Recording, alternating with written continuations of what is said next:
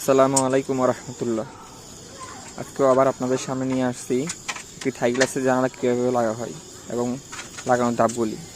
সর্বপ্রথম আমরা আউটার যেটা বলি আউট ফ্রেম আর কি, আমরা যেটা বলি সাধারণত, আর থাইয়ের ভাষায় আমরা বলি আউটার। সর্বপ্রথম আউটারটা বানিয়ে নিলাম। আউটারটা বানানোর পরে আমরা আস্তে আস্তে যে থাই গ্যাপ আছে, গ্যাপের মধ্যে আউটার বা ফ্রেম যেটাকে বলে সেটা আমরা ঢুকে নিলাম।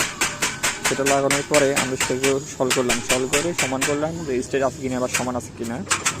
সল করার পরে আমরা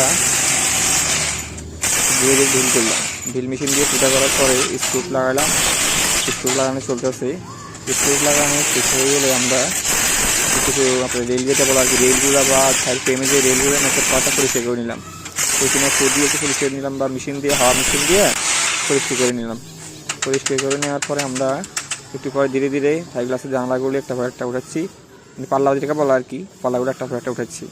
পাল্লা উঠার পরে পাল্লার চাকাগুলো অ্যাডজাস্ট করবো। অ্যাডজাস্ট করার পরে আমরা আস্তে আস্তে লক লাগাই ফেলবো।